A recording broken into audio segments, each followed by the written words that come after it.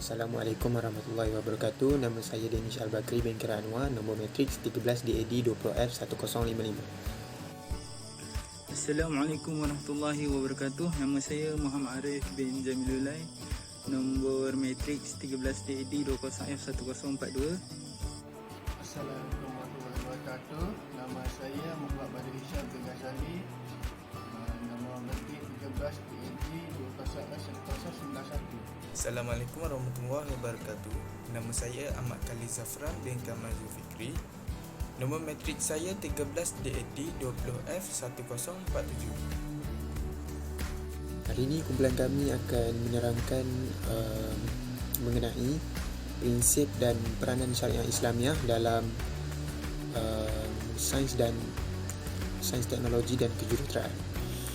Pertama sekali, pengenalan untuk syariah dari segi bahasa bermaksud tempat keluar sesuatu jalan atau jalan ke tempat air minum.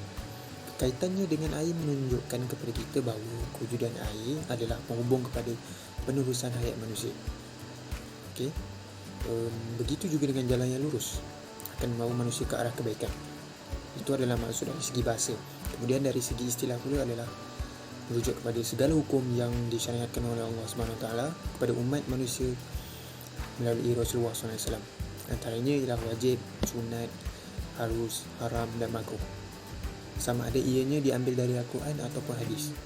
Hukum hakam ini dikenali sebagai hukum syariah kerana dari sudut kelurusan dan kejelasannya yang tidak bersimpang siur dan tidak mempunyai sebarang kesamaran yang diragukan.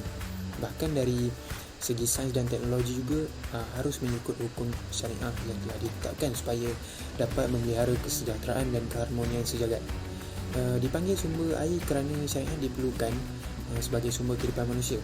Okay? Air diperlukan untuk terus hidup. Begitu juga syariat sangat diperlukan untuk menjadi nadi dalam kehidupan manusia. Manusia akan mati tanpa air. Manusia akan sesat tanpa syariat. Kewujudan syariat bukan menyusahkan tetapi dipatuhi bagi kesempurnaan hidup di dunia dan di akhirat. Saya akan menerangkan peranan syariah Islamiah dalam sains teknologi. Yang pertama, memelihara agama. Penerangannya, peranan utama syariah Islam adalah untuk memelihara nilai agama serta perlaksanaannya. Sebarang elemen yang boleh menggugat kesucian agama hendaklah dicegah ianya berlaku. Andai kata sudah berlaku, maka hukuman yang sewajarnya bagi tujuan saksaan dan didikan akan dilaksanakan. Yang kedua, memelihara maruah. Penerangannya, syariah Islam menetapkan pemeliharaan maruah atau harga diri merupakan perkara penting dalam kehidupan manusia. Segala kajian yang melibatkan sains teknologi dan kejuruteraan hendaklah mengambil kira kepentingan maruah umat. Lantaran itu, hukum hakam dalam syariat Islam memandang serius terhadap tindakan yang boleh merosakkan dan menghancurkan maruah seseorang. Yang ketiga, memelihara nyawa. Perangannya, nyawa manusia milik mutlak Allah yang wajib dihargai dan disyukuri. Sebarang tindakan membunuh, sama ada diri sendiri atau orang lain, adalah haram dan berdosa besar kecuali membunuh atas sebab yang dibenarkan oleh syarak. Yang keempat, memelihara akal. Penerangannya ialah akal merupakan anugerah utama bagi komponen tubuh badan manusia. Kemampuannya tiada tolak tandingannya. Islam melarang segala perbuatan yang boleh menyebabkan berlakunya kerosakan pada akal, seperti mengambil minuman yang memabukkan, seperti arak, pipin yang membahayakan dan bahan bacaan yang merosakkan ketajaman minda.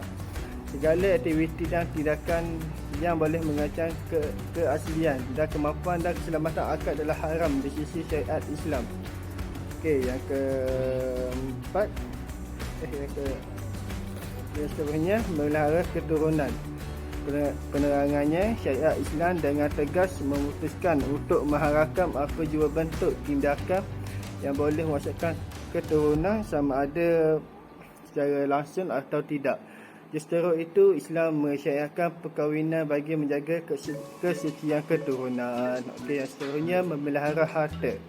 Penerangannya, syariat Islam dengan tegas mengharamkan segala bentuk perbuatan yang boleh memudaratkan harta seseorang atau kumpulan seperti merompak, mencuri, menyorok dan membazir, mengspekulasi pasaran modal. Selain itu, Islam menetapkan kewajipan mengeluarkan zakat kepada asnafnya bagi setiap Muslim adalah mencapai kelayakan dari sudut hartanya. Okey, seterusnya kedudukan syariah dalam sains dan teknologi. Okey, penerangannya sebagai garis panduan kepada ahli sains dan melaksanakan uji kaji, sebagai pembimbing ahli sains, sebagai alat untuk membangunkan sains, sebagai pendorong kemajuan sains, membuka akal manusia untuk menguasai sains, membacakan teknologi yang diharuskan dengan teknologi yang dilarang. Okey, sekian, terima kasih. Akan membincangkan tentang prinsip dan peranan syariah dalam sains dan teknologi kejuruteraan. Okey.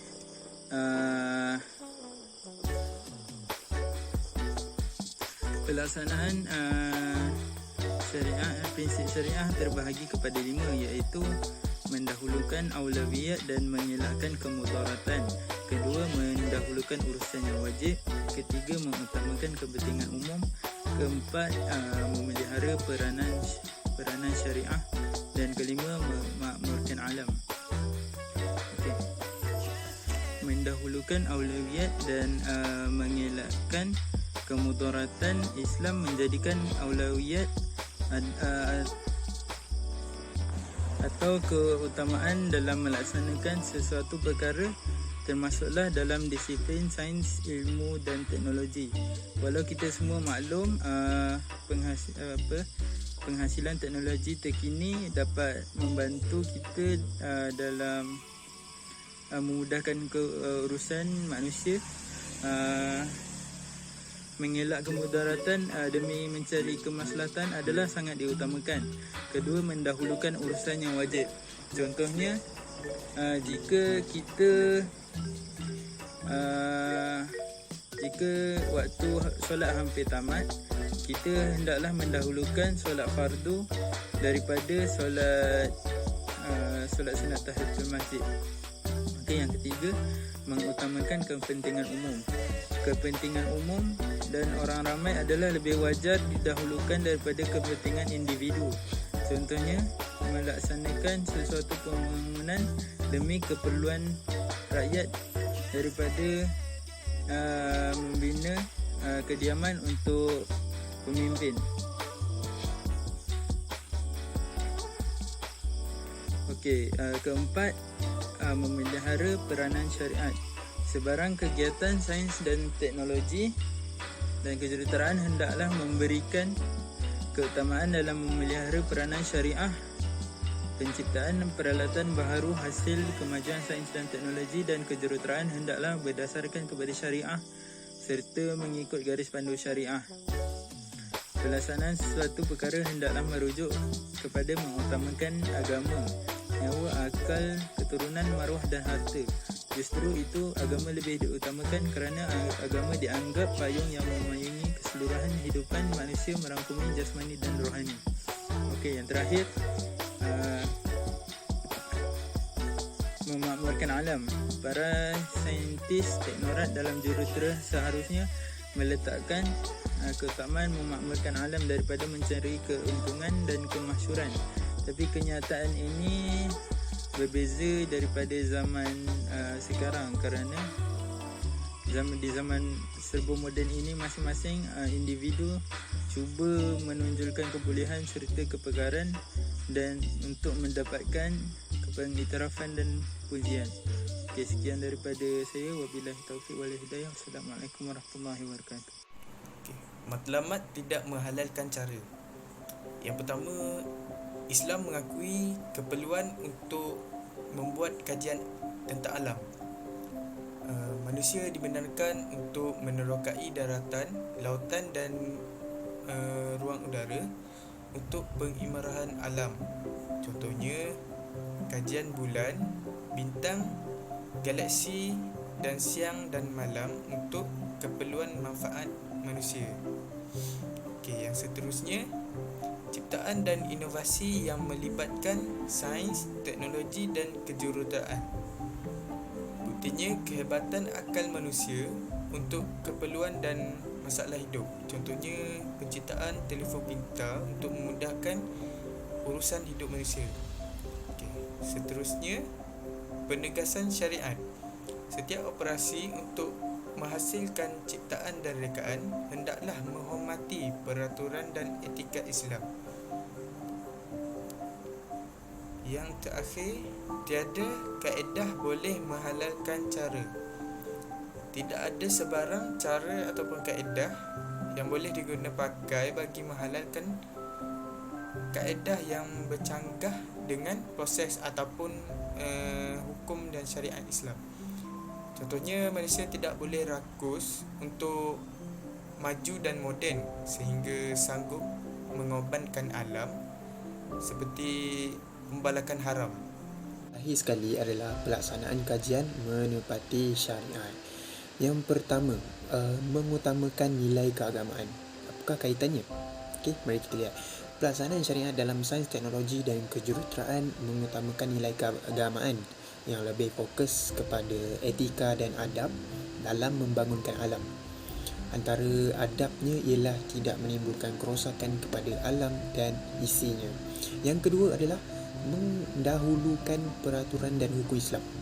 Peraturan dan hukum yang melibatkan halal, haram, sunat, makruh, wajib, harus serta syubhat hendaklah menjadi asas rujukan dalam pelaksanaan setiap proses kerja. Okey, selain itu, dalam Islam tidak pernah menghalalkan sesuatu yang haram demi mencapai kemajuan. Yang ketiga, mengutamakan prinsip dan etika syariat Islam.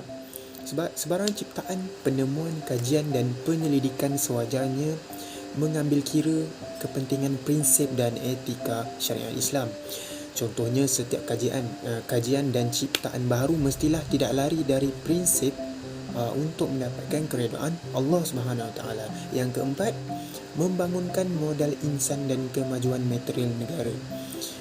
Integrasi pelaksanaan akidah dan syariah yang akan membuahkan keadaan yang harmoni bagi pembangunan modal insan dan kemajuan material sesebuah negara, supaya tidak berlakunya pembangunan yang tidak seimbang di antara material dan spiritual akan menyebabkan lahirnya masyarakat yang tidak seimbang jasmani dan rohaninya. Yang kelima, mementingkan akidah Islamiah. Okay. Pelaksanaan aktiviti sains dan teknologi kejuruteraan haruslah mendahulukan keperluan akidah sebagai teras pengurusan penyelidikan, kerana akidah adalah asas keimanan seorang Muslim. Sebab kata pepatah, tiada akidah, tiadalah Islam dalam diri seseorang. Yang keenam dan yang terakhir sekali, kajian menepati syariat hendaklah menjadi keutamaan bagi seluruh perancangan. Program aktiviti dan hasil kajian menepati kehendak syariat tidak boleh digunakan dan tidak boleh diamalkan sekiranya hasil kajian yang tidak didasarkan kepada syariat Islam, maka akan tergelincir dari prinsip dan etika syariat Islam.